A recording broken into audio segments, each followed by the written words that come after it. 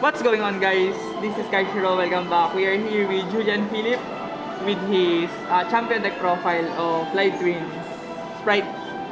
So he won first place on Robinson's Galleria courtside official ranking tournament last Saturday. So he was playing the Live Twins Sprite. So any introductions first before we start the video? Hello, my name is Julian and I've played Live Twins for a long time now and I'm excited to show you my deck and see your guys' thoughts about it. Okay, so let's get started. So for the main deck, we play 3 Live Twin Lilas, 2 Kissy Kills, 1 Frost and 1 Mid. The reason we're playing 3-2-1-1 is we always want to have starter on hand, and the reason why we're playing this card is just to extend.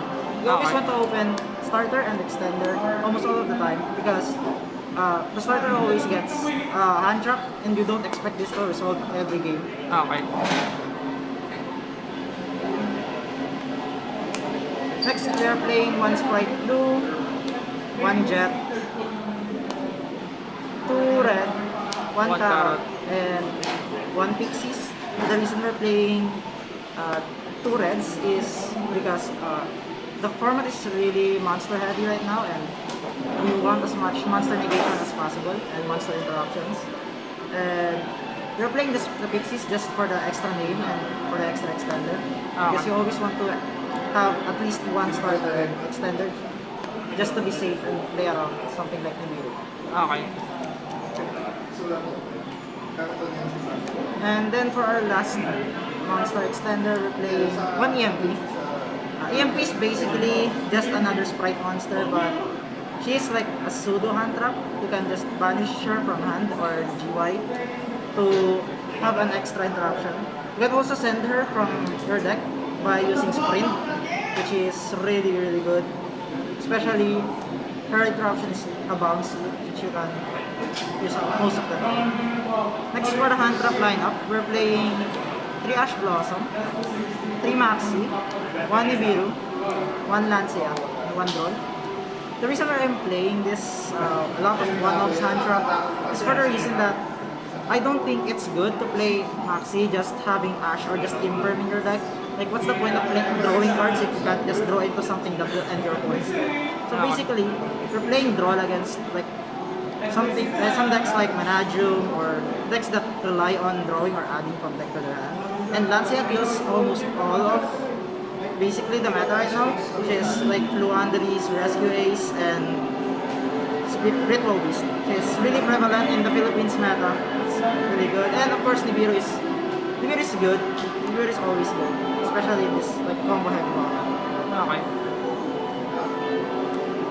Next for the spells, we're playing 3 Secret Password, 3 Sunny Snitch, and 1 Home. This is like basically your standard like spell lineup. Secret Password is basically just your searcher for your Sunny Snitch and your Home. And Home is just good for the grind games. You can cut the Secret Password to 2 because I'm playing 41. But if you can afford the space, you can just play 3.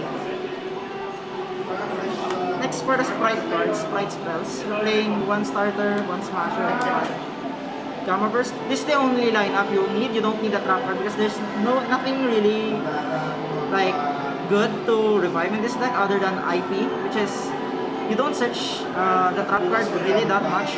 You always search the starter or the smashers if you open the starter. So basically they're just extra interruption and just Gamma Burst is just easy way to OTK your opponent. It's really good. Next for our defensive cards, we're playing 2 Old Bike and 1 Balance. They're just a little bit going second or just basically defensive cards against your sun traps. Next, we're playing 3 Imper and 2 Judgment, which is a really weird card to put in a base deck. But I believe that this card is just really good. It can touch your opponent off guard and also your deck type, the Live Twin Sprite really dies to a single blowout card like Raigeki. So you want as much as possible to avoid losing your monsters because this is just a monster heavy combo deck which is that dies to single board player. And I think there are people that sides Dark Ruler, which is annoying because you can't negate it with Sprite Arrow. That's why you're playing Judgment, just to avoid getting Dark Ruler. Now for the extra deck, we're playing 1 Trouble Sun, 2 Kissy Kills, and 2 Lilas. Basically, just standard. Some people play 2 Trouble Sunny, but I only play 1. I think it's not that good. Maybe if you get Ashed or Imperm on your turn, if you have like no Call by or something. But other than that, this card is just only for the late game. Okay. Next, we're playing 1 IP, 1 SP, and 1 Smashers for the other leagues. IP is just really good. SPs, this is one of the few decks that can use SP really well. And Sprint just sends your EMP, which did not come up for me in any way possible. You can only make Sprint if you have a way to leave your gigantic Sprite on the field, but other than that, it's not worth going into. Okay. Next, we're playing 1 Nightmare Unicorn and 1 Nightmare Unicorn. The reason we're playing Unicorn is basically if we get feed lock, we can just go into Unicorn for the extra interaction if we can't go into SP. And of course, Nightmare Unicorn is just really good to basically a skill drain on the field, which is also a feed for some reason. So yeah. Next, we're playing 1 Abom and 1 Access Node. Access Node is just a better Unchained Abomination in my opinion. This case really easily going first, and Unchained Abomination is just a good card going second. Okay. Next, for the last cards, I'm playing Gigantic Sprite and 1 Soul Shaper Onibimaru. Gigantic Sprite, since we're playing the Sprite engine, and Onibimaru is really good to pair with SP because you can just bait a negate like a Baron for example, and then just punish it with SP and go into Onibimaru and revive the Baron, which is really incredible. Okay. Some notes, I don't own Zeus or Typhon, that's why I did not play those cards. But if you can afford it, you can just play it. Typhon is really good in the format. Zeus is not that good, in my own opinion. I feel like it's such a waste of like space to play Zeus. Just play Typhon instead. Okay. Next, last side deck, we're playing 2